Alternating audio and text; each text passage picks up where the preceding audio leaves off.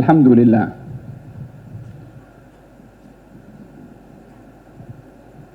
Alladzi hadana lihadza wa ma kunna linahtadiya laula an hadana Allah. Wassalatu wassalamu ala sayyidina wa habibina wa syafi'ina wa qurrati a'yunina Rasulillahi Muhammad ibn Abdullah wa ala alihi wa sahbihi wa man walah, amma ba'du. Alangkah agungnya majlis kita pada malam hari ini. Alangkah barakahnya majlis kita pada malam hari ini. Alangkah baiknya majlis kita pada malam hari ini.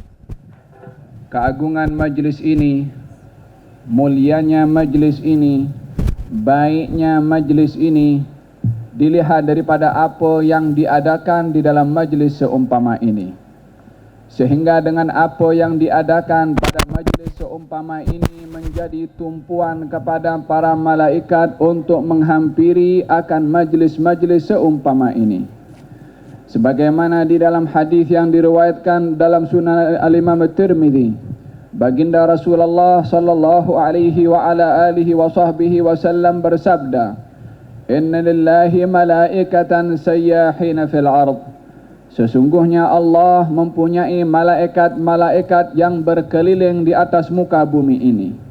Sehingga bila mana menjumpai agwaman yadhkurunallah, bila mana menjumpai kaum-kaum yang berzikir kepada Allah Subhanahu wa taala, yunadi, mereka memanggil kepada yang lain, an halummu ila bughyatikum. Marilah kita datang kepada tujuan yang kita sedang mencari tujuan tersebut.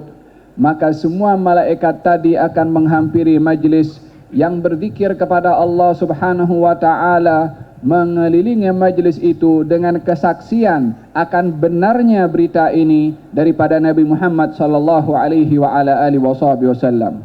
Bukankah majlis kita pada malam hari ini majlis zikir? Bukankah yang diadakan dalam majlis ini adalah salawat kepada baginda Rasulullah? Bukankah yang diadakan dalam majlis ini berzikir menyebut mengagungkan Allah? Bukankah dalam majlis ini kita berdoa kepada Allah? Bukankah dalam majlis ini diperdengarkan sebentar tadi sirah Nabi sallallahu alaihi wa ala alihi wasallam? Bukankah dalam majlis ini mendengarkan ilmu tausiah tazkirah yang disampaikan sekarang ini? Bukankah kesemua itu daripada perkara yang baik yang digalakkan oleh Allah Subhanahu wa taala dan juga oleh Nabi sallallahu alaihi wa ala alihi wasallam? Lalu di mana letak kekeliruan majlis-majlis seumpama ini? Bila mana di dalam Al-Quranul Karim Allah berfirman, ya ayyuhalladzina amanu dzkurullaha dzikran katsira. Wahai orang yang beriman, berzikirlah kamu dengan zikir yang banyak. Kita pun berzikir. Bila mana di dalam Al-Quranul Karim Allah Subhanahu wa taala berfirman, innallaha wa malaikatahu yusalluna 'alan nabi ya ayyuhalladzina amanu sallu 'alaihi wa sallimu taslima. Sesungguhnya Allah dan para malaikat berselawat ke atas Nabi. Wahai orang-orang beriman, panggilan dari Allah, perintah dari Allah, seruan daripada Allah yang cipta kita, yang memberi nikmat kepada kita, yang memberi akal fikiran kepada kita. Sallu alaihi wasallimu taslima. Berselawatlah kamu kepada Nabi ini dan juga bersalamlah kamu kepada Nabi ini. Bagaimana boleh muncul pada akal fikiran seseorang sementara yang mencipta akal ini suruh kita berselawat, sebahagian orang berfikir dalam otaknya tak perlu untuk berselawat ataupun majlis berselawat. Yang cipta akal suruh kita berselawat kepada Nabi sallallahu alaihi wa ala alihi wasallam. Bila mana di dalam Al-Quranul Karim Allah Subhanahu wa taala berfirman, ud'uni astajib lakum. Mintalah kamu kepada aku, berdoalah kamu kepada aku, akan aku penuhi permintaan kamu. Bukankah kita berdoa juga pada majlis sebentar tadi, Rabbighfirli dzunubi, yang kita baca sebentar tadi memohon ampun kepada Allah Subhanahu wa taala. Maka keagungan majlis ini adalah dinilai dengan apa yang dilakukan dalam majlis seumpama ini, sehingga bernilainya majlis ini menjadi tumpuan kepada malaikat untuk menghampiri, sebagaimana Nabi sallallahu alaihi wasallam mengkhabarkan, hanya orang yang mengharamkan dirinya sendiri daripada kebaikan yang akan diberi oleh Allah Subhanahu wa taala, bila mana enggan untuk mendapatkan pemberian tersebut, dengan mengingkari akan apa yang kita lakukan pada malam hari ini dengan berzikir kepada Allah Subhanahu wa taala dan berselawat kepada junjungan Nabi besar Muhammad sallallahu alaihi wa ala alihi wa sahbihi wasallam. Dengan demikian kita memahami bahwasanya di dalam hidup ini adalah usaha yang perlu dilakukan oleh manusia adalah taat kepada Allah Subhanahu wa taala dan juga taat kepada baginda Rasulullah sallallahu alaihi wa ala alihi wasallam. Kita berada di satu bulan yang diberkati oleh Allah Subhanahu wa taala. Bulan yang pada bulan ini berlaku satu peristiwa yang besar bagi baginda Rasulullah sallallahu alaihi wa ala alihi wasallam, yang peristiwa itu terjadi kepada Nabi dan Nabi membawa hadiah untuk kita, yaitu peristiwa Isra dan juga Mi'raj, dan hadiah yang dibawa adalah ibadah salat yang difardukan oleh Allah. Bila mana Bani Israel di zaman baginda Rasulullah sallallahu alaihi wa ala alihi wasallam, ketika Nabi berhijrah ke kota Madinah, didapati mereka berpuasa pada hari bulan 10 bulan Muharram. Ditanya oleh Nabi, kenapa kamu berpuasa pada hari 10 hari bulan Muharram? Katanya, pada hari ini Allah Subhanahu wa taala menyelamatkan Nabi Musa daripada kejaran Firaun, maka kami berpuasa karena syukur kepada Allah Subhanahu wa taala.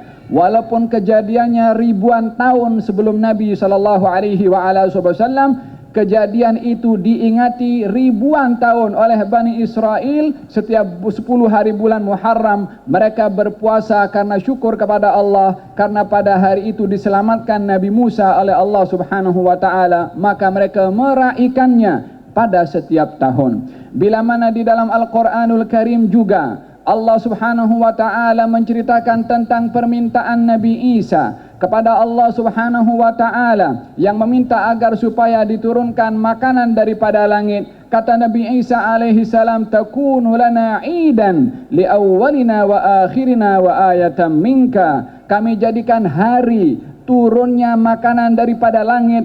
Kata Nabi Isa, hari turunnya makanan daripada langit kujadikan hari raya bagi kami dan juga bagi generasi setelah kami. Demikian Nabi Isa menjadikan hari turunnya makanan daripada langit sebagai satu pemberian dan anugerah dan mukjizat yang diberikan oleh Allah kepada Nabi Isa. Dijadikan hari itu hari besar bagi Nabi Isa dan juga kepada Bani Israel. Bila mana hari diselamatkan Nabi Musa oleh Allah diraihkan oleh Bani Israel, bila mana hari turunnya makanan diraihkan oleh Bani Israel. Bukankah kita perlu meraihkan hari-hari besar yang terjadi kepada Nabi yang lebih mulia daripada Nabi Musa, Nabi yang lebih mulia daripada Nabi Isa alaihi wa ala nabina afdhalus salatu wassalam, yaitu peristiwa Isra dan juga Mi'raj, yang bila mana dilihat kejadian ini jauh lebih hebat daripada kejadian hanya terbelahnya lautan ketika hari diselamatkannya Nabi Musa oleh Allah Subhanahu wa taala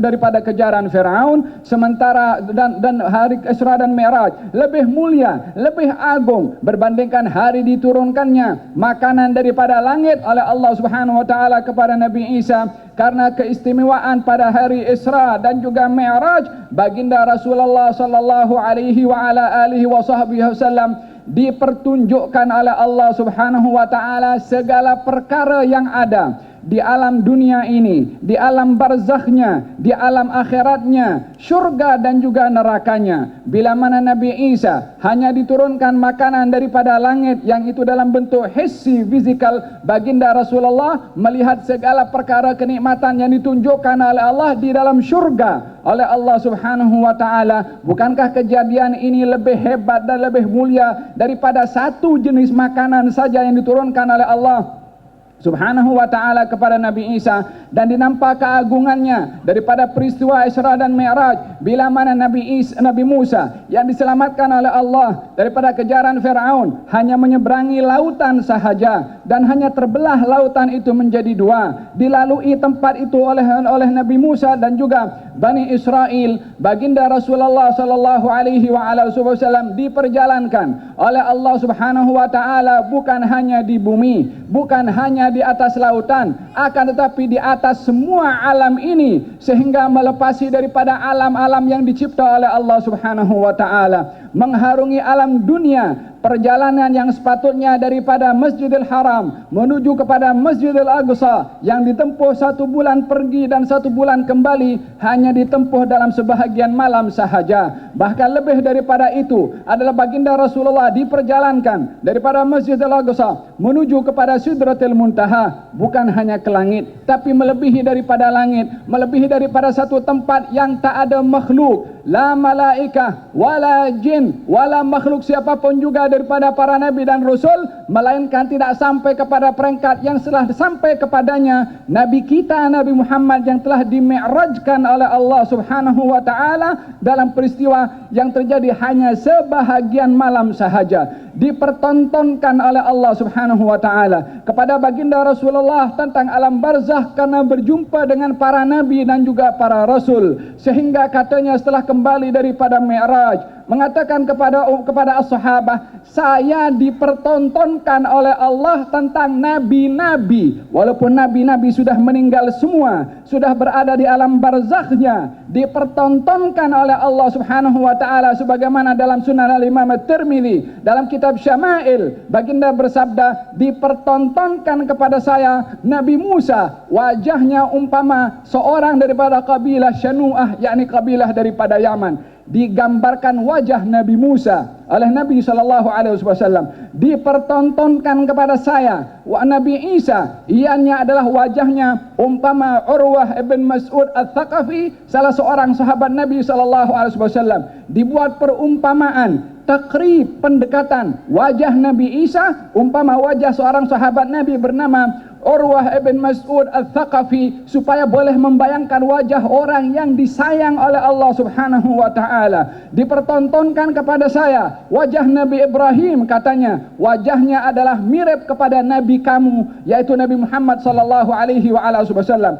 Dipertontonkan kepada saya Jibril alaihi salam. Ya salam, alamul arwah, alam barzakh dipertontonkan oleh Allah, orang-orang yang ada di alam barzakh ditunjukkan kepada Nabi. Alamul malaikah dipertontonkan oleh Allah Jibril alaihissalam dalam bentuk yang original dan juga dalam bentuk ketika menyerupai manusia. Kata baginda Rasulullah, wajah Jibril menyerupai kepada seorang sahabat Nabi bernama Dihyah Al-Kalibi. Demikian baginda Rasulullah sallallahu alaihi wa ala alihi wasallam. Alam barzakhnya ditunjukkan oleh Allah, alamul malaikahnya ditunjukkan oleh Allah Subhanahu wa taala, dan juga alamul ufuq ini melebihi langit pertama, kedua, ketiga dan sampai ke Sidratil Muntaha, sampai kepada satu peringkat. Kata Jibril ketika mengatakan kepada Rasulullah, kamu terus wahai Rasulullah, saya berhenti di sini. Kata baginda Rasulullah, afi hadzal mautin yatrukul khalilu khalilah, adakah di tempat ini seorang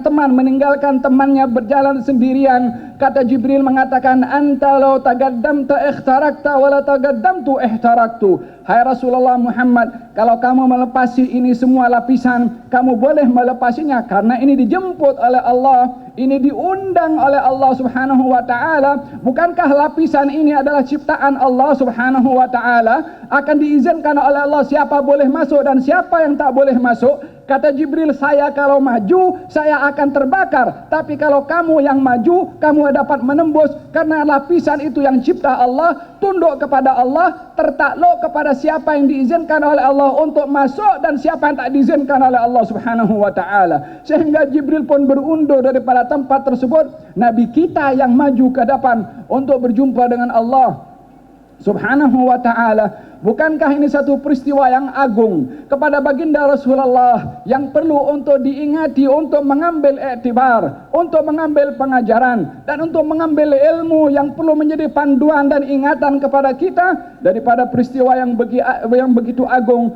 terjadi kepada Nabi Muhammad sallallahu alaihi wa ala alihi wasallam. Kata Imam An-Nabhani mengatakan, ala ra'si hadzal kaun na'lu Muhammadin alat wa jami'ul khalqi tahtani alihi ladat turi Musa nudiya an ikhla wa Muhammadun ladal arsy lam yu'mar bi khal'ini alihi. Di atas ufuk ini selipar Nabi Muhammad itu meninggi dan semua makhluk berada di bawah selipar Nabi. Di Gunung Tur Nabi Musa diperintah oleh Allah untuk buka selipar ketika nak jumpa dengan Allah, dan Nabi Muhammad di atas arasy tidak diperintahkan untuk membuka seliparnya. Bukankah di dalam Al-Quran Allah berfirman ketika panggil Nabi Musa ke Gunung Tur untuk berjumpa dengan Allah, "Ikhla' na'laika fa innaka bil wadil muqaddas tuwa." Bukalah dua selipar engkau, sesungguhnya engkau berada di lembah yang suci, namanya Wadi Tua, lembah tua. Ketika berjumpa dengan Allah Subhanahu wa taala, buka selipar engkau.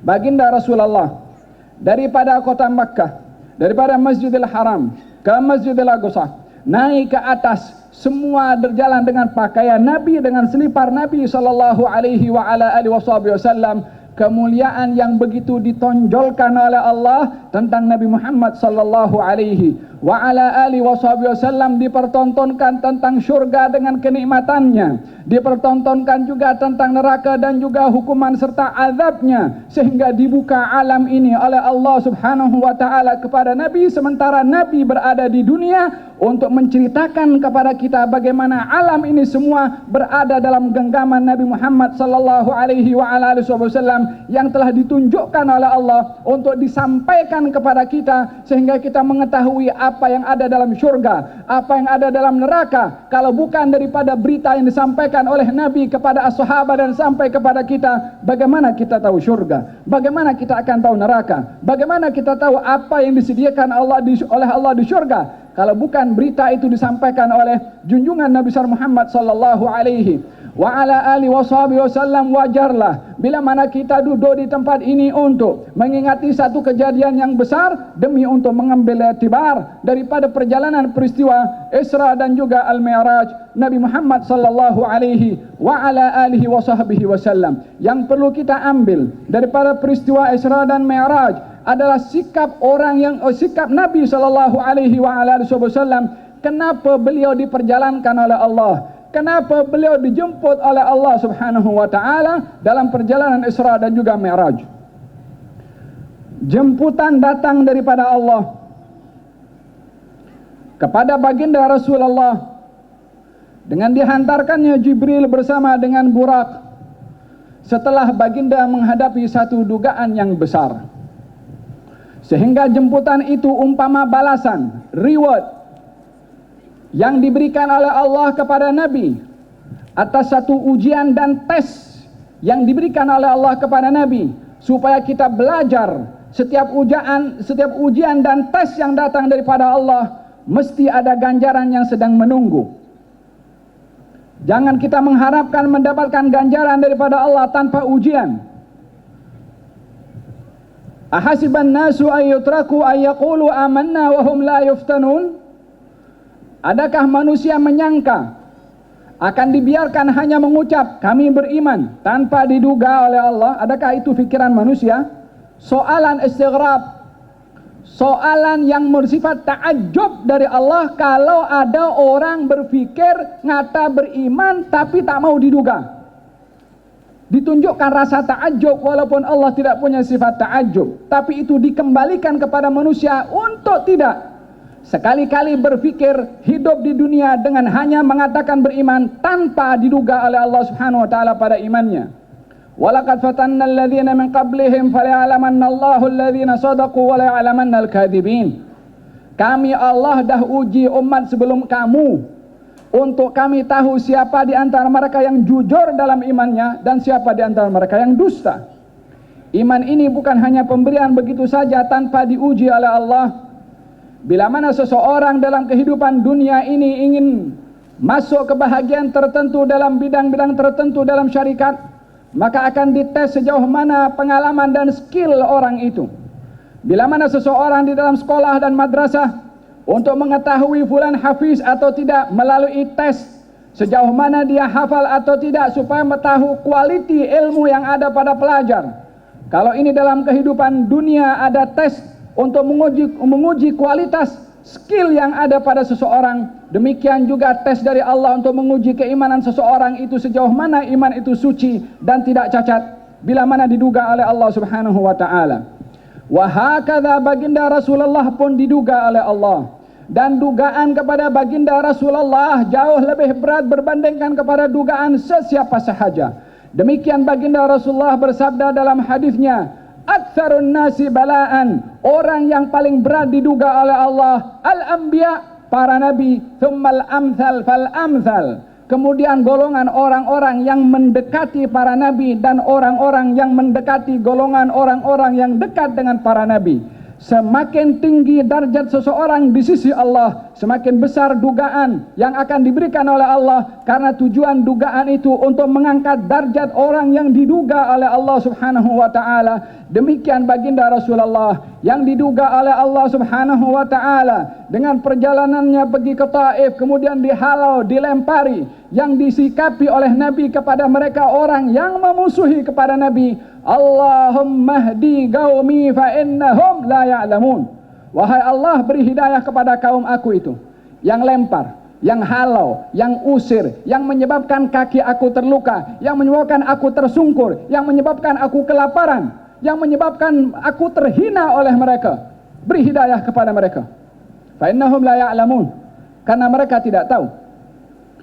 Sikap kepada orang yang menyakiti kepada kita, sikap kepada orang yang berbuat jahat kepada kita, ditunjukkan oleh Nabi sallallahu alaihi wa ala alihi wasallam. Ditawarkan oleh malaikat untuk diangkat gunung itu dan dijatuhkan kepada orang Taif. Kata mereka, Nabi mengatakan, jangan, aku mengharapkan zuriat yang masih ada dalam sulbi mereka orang-orang Taif yang beriman kepada agama yang aku bawa ini. Ini adalah madharur rahmah, rahmat yang ditunjukkan kepada orang yang memusuhi, belas kasihan yang ditunjukkan kepada orang yang menyerang, dan juga kasih sayang ditunjukkan kepada orang yang memerangi kepada Nabi sallallahu alaihi wa ala alihi wasallam. Dengan demikian kita perlu membawa rahmah walaupun kepada orang yang memusuhi kepada kita. Itu yang ditunjuk oleh Nabi sallallahu alaihi wa ala alihi wasallam. Man la yarham la yurham. Yang tidak mengasihi tak akan dikasihi oleh yang Maha Pengasih Subhanahu wa ta'ala. Demikian yang ditunjukkan oleh Nabi sallallahu alaihi wa ala alihi wasallam, kesabaran, kesantunan, tawakal, pasrah, ridha kepada Allah Subhanahu wa ta'ala. Dengan sifat itu datang ganjaran balasan dari Allah. Setelah diduga dengan berbagai macam dugaan tadi, subhanalladzi asra bi'abdihi lailan minal masjidil haram ilal masjidil aqsa alladzi barakna haulahu linuriyahu min ayatina innahu huwas samiul basir. Maha suci zat yang memperjalankan hambanya,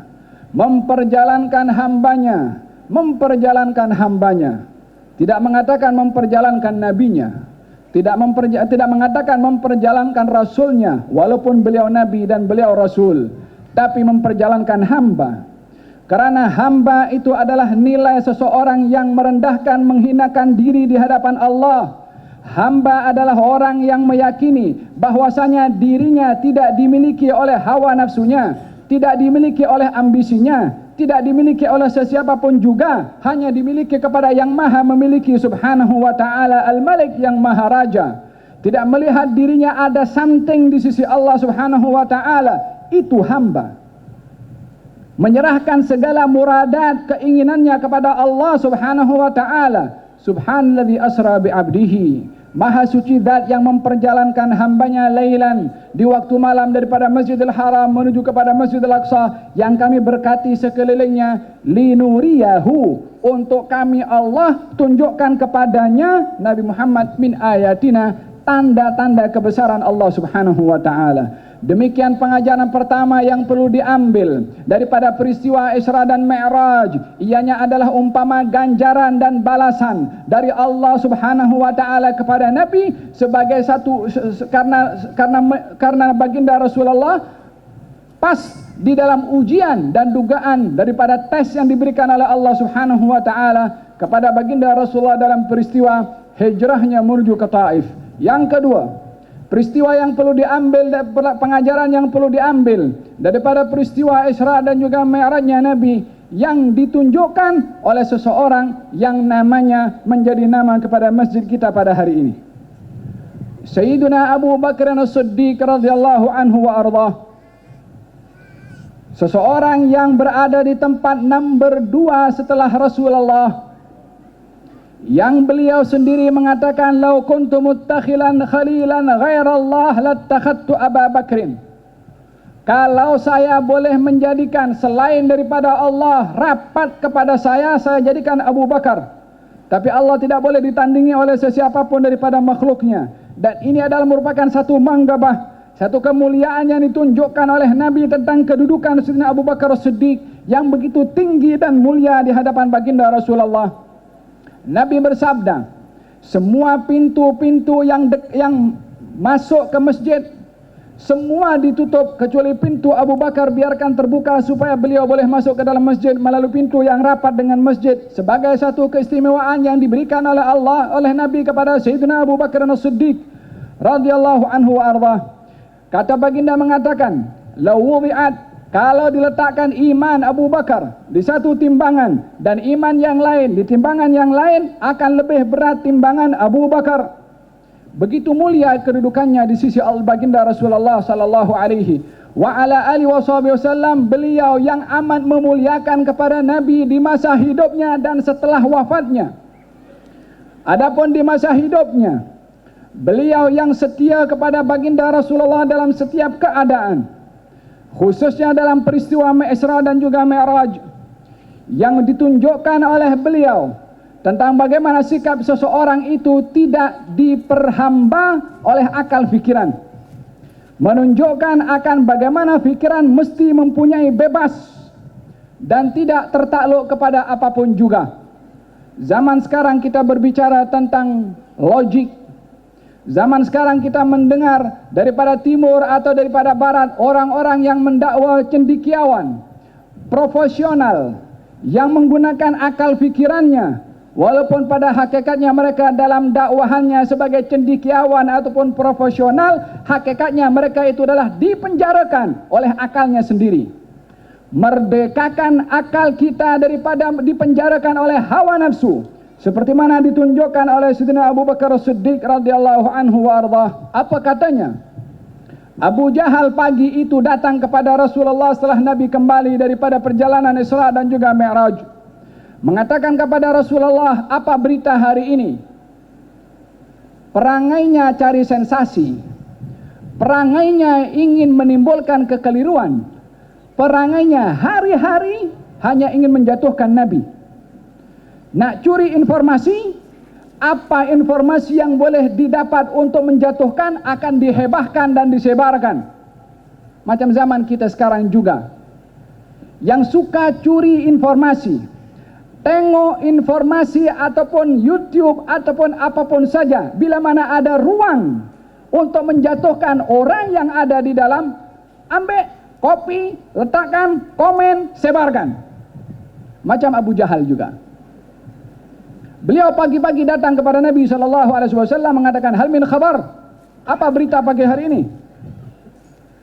Katanya, baginda Rasulullah bersabda, "Saya semalam diperjalankan ke Masjid Al-Aqsa." Masjid Al-Aqsa waktu itu oleh bangsa Arab dikenali. Kata Abu Jahal mengatakan, "Kamu pergi dan malam itu balik?" Kata Nabi, "Aku pergi semalam dan balik semalam." Ini baru cerita perjalanan daripada Mekah ke Masjid Al-Aqsa, belum cerita lagi naik ke langit. Apa kata Abu Jahal? "Kalau aku panggil orang, nak kumpulkan orang," ini fitnahnya ini, nak sebarkan hal-hal yang menjatuhkan marwah. "Kalau aku kumpulkan orang, ada kamu akan cerita kepada aku kepada mereka, macam mana engkau cerita kepada aku?" Kata Nabi, "Ya." Beliau bukan pendusta. Beliau menyampaikan risalah. Beliau tidak mengawal hati orang. Hidayah Allah punya kuasa. Tugas beliau menyampaikan sahaja. Dan semua dai setelah Rasulullah sampai hari kiamat hanya mampu menyampaikan hidayah Allah punya kuasa. Baginda Rasulullah mengatakan, "Ya, aku akan bercakap." Apa nak disembunyikan? Memang itu hakikat kebenaran yang diterima oleh Nabi daripada Allah. Abu Jahal panggil orang, ini kesempatan. Panggil orang semua. Apa tujuannya? Bukankah ingin mempermalukan Nabi? Bukankah ingin agar supaya Nabi dihina? keluar tenaga, keringat, pergi sana, pergi sini, panggil, jom, kumpul, buang masa semua tenaga hanya ingin menjatuhkan Nabi karena kebencian yang ada di dalam. Masanya, otaknya, pikirannya hanya ingin mendustakan Nabi dan menjadikan orang benci kepada Nabi. Tak ada kerja kecuali itu. Perangai yang busuk yang juga banyak berlaku di zaman kita sekarang. Dipanggil semua, kumpul. Diceritakan oleh Abu Jahal, bagi tahu kepada mereka, bagaimana engkau bagi tahu kepada aku? Diberitahu oleh Nabi, semalam aku diperjalankan menuju ke Masjid Al-Aqsa. Yang satu dia balik ke belakang, yang satu pegang kepala, yang satu buka dia punya songkok. Walhasil ungkapan, ini orang merepek. Katanya kami pergi ke sana 1 bulan, pergi 1 bulan balik, engkau pergi sebahagian malam sahaja. Siapa yang didatangi oleh Abu Jahal setelah itu? Tuan punya nama masjid ini. Yang tidak hadir ketika itu berada di tempat lain. Ini peluang untuk Abu Bakar pun dustakan kepada orang yang disayang olehnya. Perlu dia pergi jauh, cari itu Abu Bakar. Keluar tenaga lebih lagi. Perangai busuk. Hanya ingin menjauhkan orang daripada kebenaran. Dan berapa ramai daripada zaman kita sekarang orang yang ingin menjauhkan orang lain daripada kebenaran dengan pelbagai macam tuhmahan yang kosong. Yaren andai mereka punya ilmu untuk bercakap, mungkin ada kewajarannya. Bila mana tak punya ilmu, ini musibah yang besar. Pergi datang jumpa dengan Sayyidina Abu Bakar. Katanya, ya Abu Bakar, apakah kamu tahu apa yang berkatakan oleh temanmu? Ya ini Rasulullah. Kata Sayyidina Abu Bakar, apa dia kata? Katanya dia semalam diperjalankan menuju ke Masjid Al-Aqsa. Apa kata Sayyidina Abu Bakar? Nak tunjuk akal ini adalah akal yang merdeka, yang hanya tunduk dan takluk kepada Allah dan Rasulnya sahaja, bukan tunduk kepada mentaliti akal untuk mengukur perjalanan daripada Masjidil Haram ke Masjid Al-Aqsa 1 bulan pergi dan 1 bulan balik. Itu kiraan akal. Siapa yang suruh kita tunduk kepada kiraan akal? Akal bukan untuk dijadikan ukuran untuk kita tunduk kepadanya, melainkan akal kalau tunduk kepada nas Quran dan juga hadis Nabi sallallahu alaihi wasallam. Berapa banyak perkara dalam syariat yang zahirnya bercanggah dengan akal. Kata Sayyidina Ali mengatakan, "Lau kana ad-dinu bil aql." Kalau agama ini boleh diukur dengan akal, orang yang pakai khuf, kasut khuf itu kalau berwudu yang diusap itu atasnya kaki bukan bawahnya. Yang wajib diusap yang atas. Yang kotor atas atau bawah? Yang kotor yang bawah. Kenapa yang diusap di atas yang bersih? Agar supaya kita patuh kepada syariat, bukan patuh kepada akal. Kalau akal mengatakan yang kotor bawah, patutnya bawah yang dibersihkan. Anda bukan tunduk kepada akal, tapi tunduk kepada yang menciptakan Anda, yang menciptakan akal untuk Anda, Allah Subhanahu wa ta'ala. Maka kata Sayyidina Abu Bakar mengatakan, enggala fagat sadak. Kalau dia berkata seperti mana engkau sampaikan kepada saya percaya dan perkataan itu benar. Saya lebih percaya dengan yang lebih dahsyat daripada itu.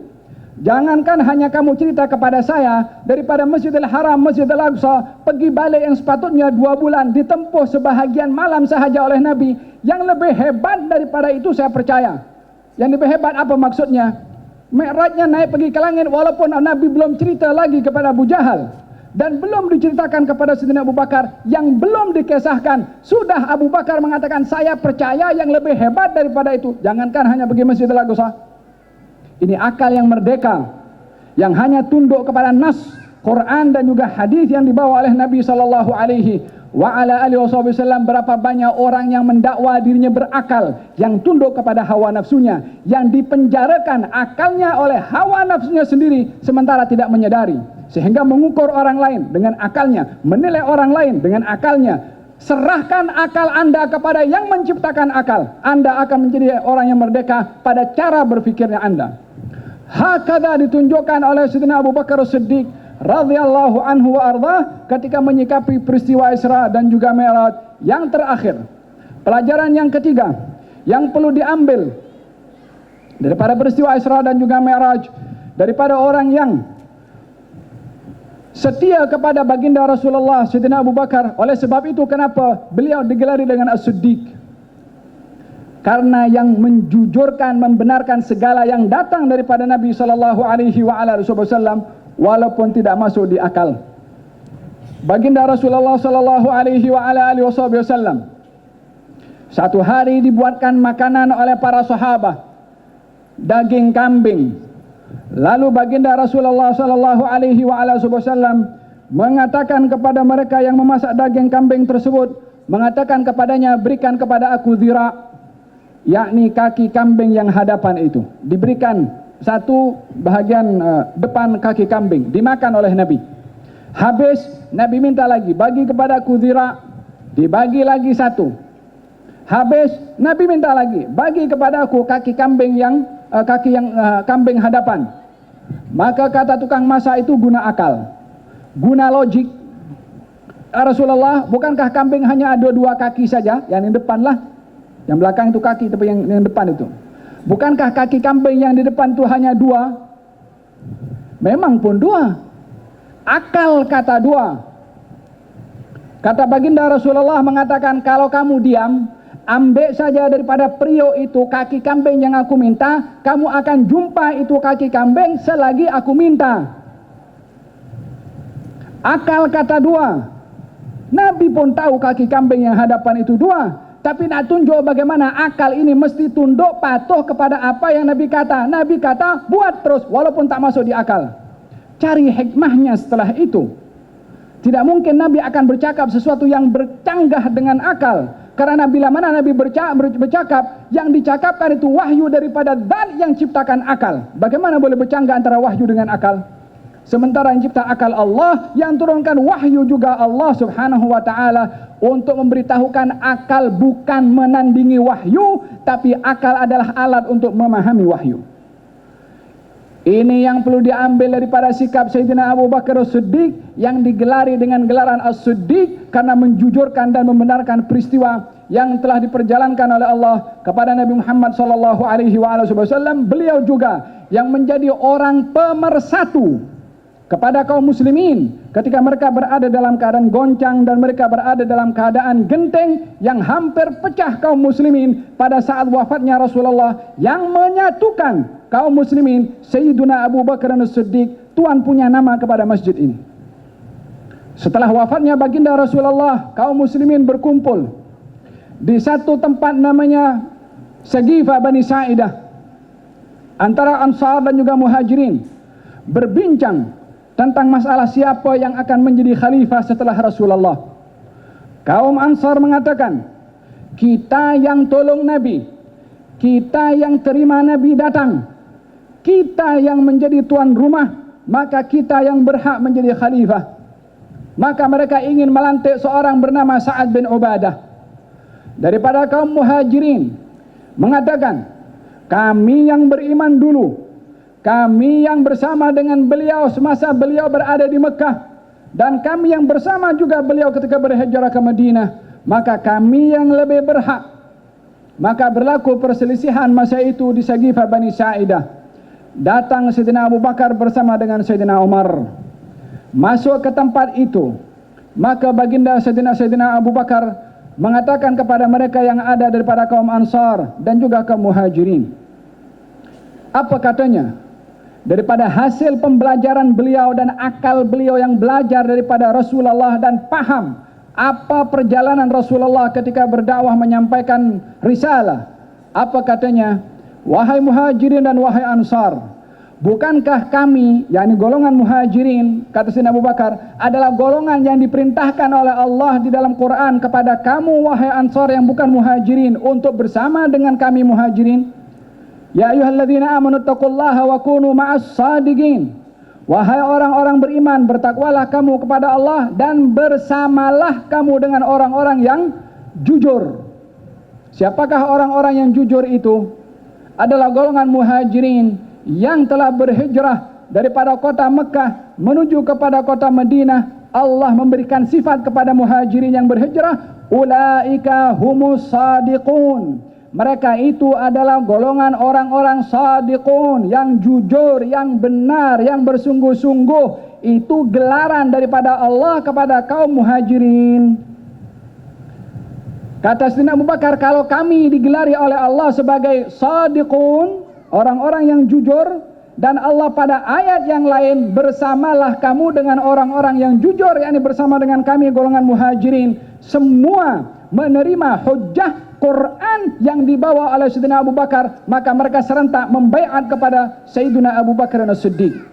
Keadaan yang genting waktu itu antara muhajirin dan ansar diselesaikan dengan ayat Al-Quran mengikut pemahaman yang telah difahami oleh Sayyidina Abu Bakar daripada Nabi sallallahu alaihi wa ala alihi wasallam, daripada firman Allah Subhanahu wa taala. Maka Sayyidina Abu Bakar mengatakan ayat demikian, mereka serentak berbaiat dan selesailah pemilihan Sayyidina Abu Bakar Siddiq oleh kaum muslimin, muhajirin dan ansar dengan sikap yang bijak kepada Sayyidina Abu Bakar Siddiq radhiyallahu anhu arda.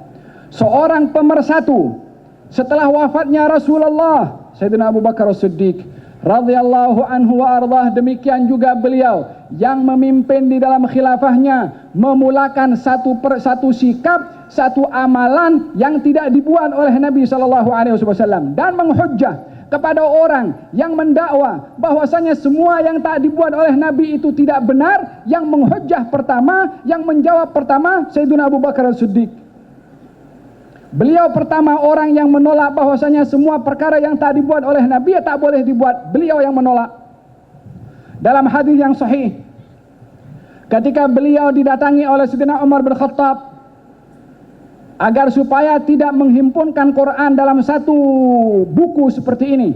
Di zaman Sayyidina Abu Bakar, ramai daripada para sahabat yang hafal Quran meninggal dunia. Sebahagian daripada mereka dibunuh oleh golongan orang-orang yang kufur waktu itu, yang murtad.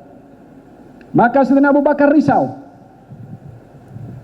Meninggalnya ramai daripada para sahabat yang hafal Quran akan menyebabkan hilangnya Al-Quran. Maka beliau mempunyai inisiatif untuk mengumpulkan Quran dalam satu buku. Yang sebelumnya Quran hanya terpecah kepada lembaran-lembaran tertentu. Maka Sayyidina Abu Bakar mengumpulkan sahabat dan ingin mengumpulkan Quran. Sayyidina Umar datang mengatakan, "Ya Khalifah Rasulullah, wahai Khalifah Rasulullah, adakah kamu akan buat perkara yang Nabi tak buat?" Sayyidina Umar bertanya, adakah kamu ingin melakukan perkara yang Nabi tak buat? Macam zaman kita sekarang banyak orang bercakap demikian. Nabi tak buat. Sayyidina Abu Umar pernah bertanya, dan pertanyaan ini dijawab oleh Sayyidina Abu Bakar. Apa kata Sayyidina Abu Bakar? Mengatakan kepada Sayyidina Umar yang bertanya, adakah kamu akan buat? Sayyidina Umar bukan protes. Sayyidina Umar bertanya, apa di sebalik rahasia kamu buat barang atau perbuatan yang Nabi tak buat? Apa kata Sayyidina Abu Bakar? Mengatakan, walakinnahu khair. Akan tapi perbuatan itu baik. Mengumpulkan Quran untuk memudahkan dibaca, perbuatan yang baik. Walaupun Nabi tidak menghimpunkan di zaman hidupnya beliau dalam satu buku, tapi perbuatan itu perbuatan yang baik. Sayyidina Abu Bakar memberikan jawaban, perbuatan akan tetapi perbuatan itu perbuatan yang baik. Perbuatan yang baik, yang sesuai baiknya dengan nas Quran dan juga hadis. Maka ianya perbuatan baik walaupun tidak dibuat oleh Nabi sallallahu alaihi wasallam, seperti mana sikap Sayyidina Abu Bakar menghimpunkan Quran, dihujjah oleh Sayyidina Umar, kalau kamu melakukan perbuatan yang tidak dibuat oleh Nabi, katanya walaupun perbuatan akan tetapi perbuatan itu adalah perbuatan yang baik. Demikian teladan yang diambil oleh seorang sahabat yang menjadi pahlawan kepada peristiwa Isra dan juga Mi'rajnya Nabi Muhammad sallallahu alaihi wasallam. Kita berdoa kepada Allah Subhanahu wa taala pada malam yang mubarakah dan mulia, mengingati peristiwa Isra dan Mi'rajnya Nabi Muhammad sallallahu alaihi wasallam. Moga-moga Allah Subhanahu wa taala tingkatkan iman kita kepada Allah.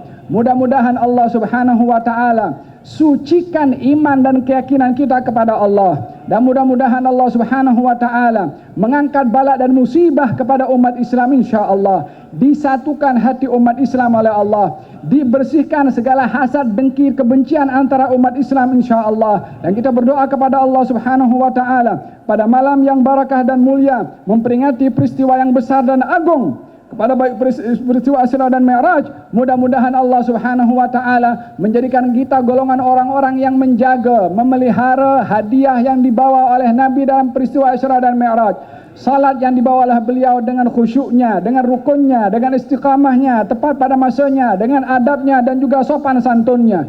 Moga-moga Allah Subhanahu wa taala berikan kepada kita ampun dari Allah Subhanahu wa taala, dirahmati oleh Allah Subhanahu wa taala, dan moga-moga Allah Subhanahu wa taala panjangkan umur kita dalam keadaan sehat walafiat dan juga taat kepada Allah. Dan mudah-mudahan Allah Subhanahu wa taala berkati semua yang berusaha untuk menjayakan majlis pada malam hari ini, daripada pengurusi Masjid Sayyidina Abu Bakar Siddiq, imam-imamnya, bilalnya, dan semua ahli jawatan kuasa, dan tetamu-tetamu istimewa yang hadir bersama dengan kita pada malam hari ini, diiringi dengan grup Nur Ahli Badar dan semua yang hadir di sini. Moga-moga Allah Subhanahu wa taala kabulkan amal perbuatan kita, dipelawa oleh Allah Subhanahu wa taala untuk menjadi hamba kepada Allah yang hanya menghinakan diri kepada Allah dan tidak hina kepada hawa nafsu. Dan moga-moga Allah Subhanahu wa taala berikan kepada kita husnul khatimah insyaallah. Amin Allahumma amin. Wassalamualaikum warahmatullahi wabarakatuh.